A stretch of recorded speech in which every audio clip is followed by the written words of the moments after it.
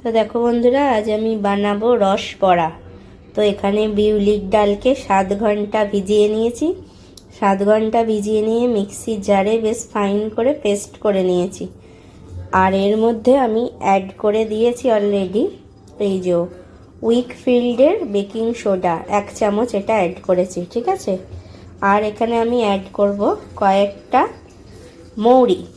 মৌরি দিলে স্বাদটা ভালো হয় আর কি। তো মৌরিটা অ্যাড করে দিই। যেহেতু আমি এক হাতে ক্যামেরাটা ধরে আছি, একটু অসুবিধা হবে, একটু অ্যাডজাস্ট করে দেখে নিও, ঠিক আছে।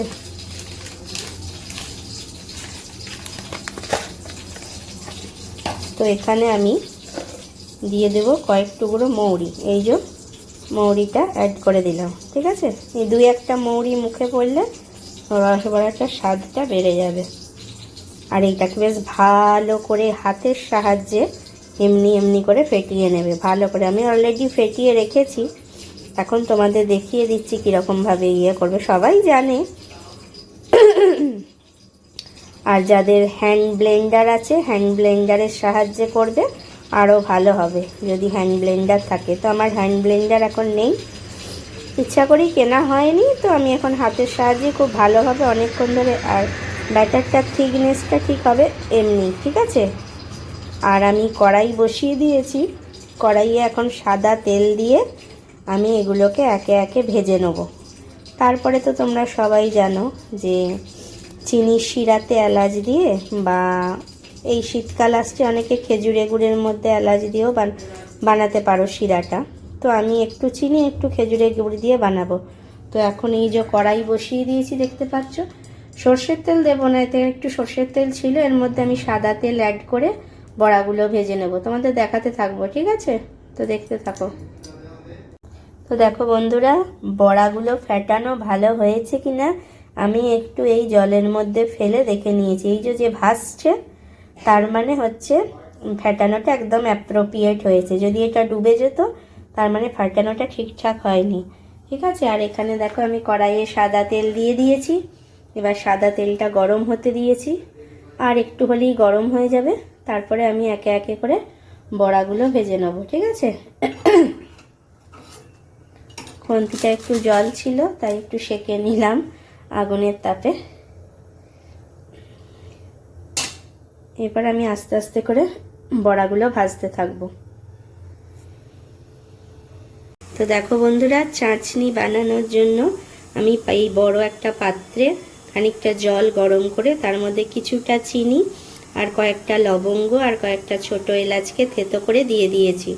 এরপরে আমি এখানে কিছুটা খেজুরের গুড়ও অ্যাড করব, দিয়ে আস্তে আস্তে করে রসবড়াটা এর মধ্যে ছেড়ে দেবো।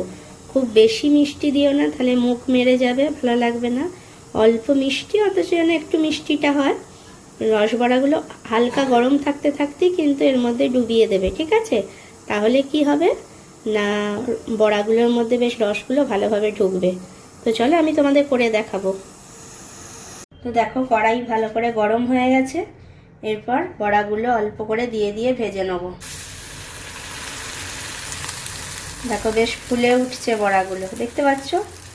এমনি করে একে একে দিয়ে ভেজে নেব।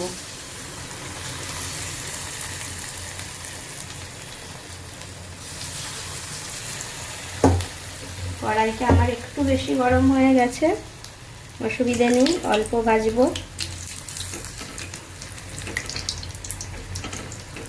দেখতেই পাচ্ছ, এমনি করে ভেজে নেবে ভালো করে, এপিট ওপিট করে বেশ লালচে যখন হয়ে আসবে, বেশ লালচে করে ভাজবে, ঠিক আছে। যেমন কড়াইটা বেশি গরম হয়ে গেছিল বলে একটু আগেই লালচে ভাজাটা হয়ে গেছে। আর এইগুলো দেখতে পাচ্ছ, দেখতে খানিকটা মালপুয়ার মতো হবে, আর বেশ দেখো ফুলে উঠেছে, যেহেতু বেকিং সোডাটাও দেওয়া হয়েছে আর প্লাস ভালো করে ফেটানোও হয়েছে, ফেটাতেও হবে ভালো করে। তো এগুলো বেশ লাল রং ধরে গেছে। তো এগুলো আস্তে আস্তে করে ভালো করে ছেঁকে এখানে তুলে নেব।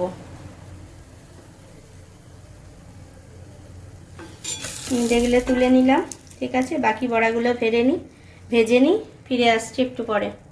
তো দেখো খানিকগুলো তোলা হয়ে গেছে, আরও খানিকগুলো দিয়ে দিচ্ছি। ভালো ফ্যাটানো হলে না দেওয়ার সঙ্গে সঙ্গে একদম গোল, একদম রসগোল্লার মতো ফুলে উঠবে। দেখো যেগুলো হচ্ছে গোল ফুলে উঠছে, তো ফ্যাটানোটা আমার বেশ ভালো হয়েছে। গোলটা একটু ধৈর্য ধরে শেপটা দিলেই হবে। দেখতে পাচ্ছ কেমন ফুলে উঠছে।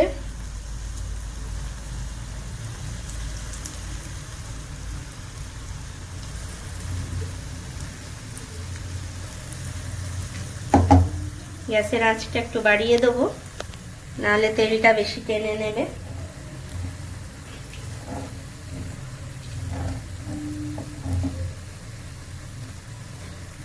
খুব বেশি হিট হয়ে গেলে তখন একটু করে কমিয়ে দিও মাঝে মাঝে।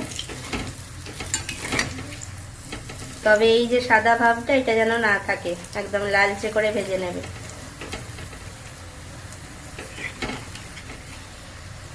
উল্টে পাল্টে ভালো করে লালচে করে ভাজতে হবে। আমি সাদা তেলে ভাজছি, সাদা তেলেই তোমরা ভাজবে। সর্ষের তেলের একটা উগ্র ঝাঁঝ আছে, যেটা পিঠেতে ভালো লাগবে না। সাদা তেলে তো সেরকম কোনো উগ্র স্মেল নেই, সেই জন্য ভালো লাগবে। তো চলো এগুলোও ভেজে নিই, দেখতে থাকো। তো দেখো বন্ধুরা, বাকি বড়াগুলোও দিয়ে দিয়েছি, দেখতেই পাচ্ছ বেশ সুন্দরভাবে ভাজা হচ্ছে। খানিগুলো তো তুলে নিলাম,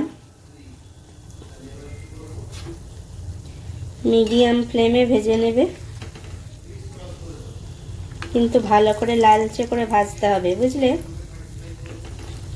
না হলে ভেতরটা কাঁচা থেকে গেলে ভালো লাগবে না খেতে। তো দেখতেই পাচ্ছ সুন্দর করে লালচে করে ভেজে নিচ্ছি। রসগোল্লার মতো ফুলে গেছে, নলেন গুড়ের রসগোল্লা যেমন হয় ঠিক তেমনি হয়েছে। দেখো দেখতে কি সুন্দর হয়েছে। বেশ লালচে করে ভেজে নেব।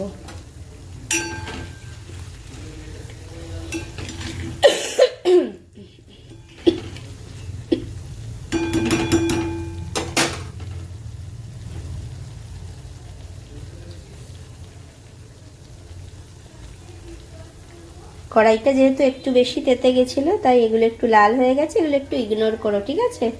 চলো এগুলো আস্তে আস্তে তুলে নিই, যেহেতু আমি একাই ক্যামেরাটা ধরেছি তো একটু অসুবিধা হচ্ছে। এগুলো তুলে নিই, ফিরে আসছি।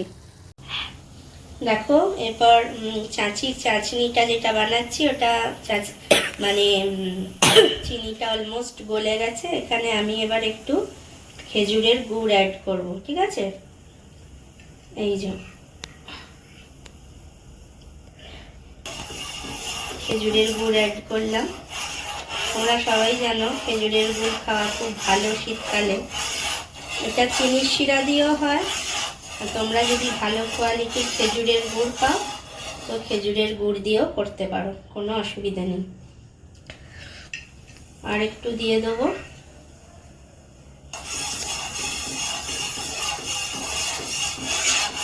খুব বেশি দেবো না। দেখো বেশ কালারটা ভালো চলে এসেছে। আর এখানে আমি ইউজ করছি এই জল খাবারের নলেন গুড়, ঠিক আছে? এটা তোমরা খেয়ে দেখবে, খুব সুন্দর গুড়টা, ঠিক আছে? আমিও এমনি একটা ব্লগের মাধ্যমেই জেনেছি, খুব ভালো। আমি নিজেও কিনেছি, ইউজ করছি, তোমরাও কিনে দেখতে পারো, ঠকবে না।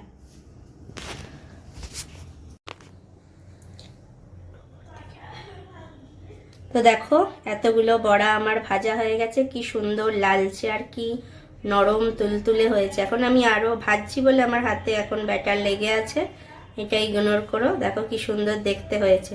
তো বাকিগুলো আমি ভেজে নিয়ে তারপরের প্রসেসটা বলছি।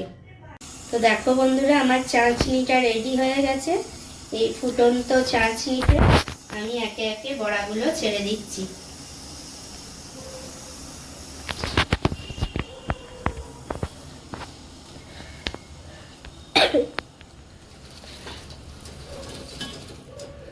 বড়াগুলো ছেড়ে দিয়ে আস্তে করে খুন্তির মাধ্যমে এদিক ওদিক করে দেব, যাতে বড়াগুলোর মধ্যে বেশ ভালোভাবে রস ঢুকে যায়, ঠিক আছে?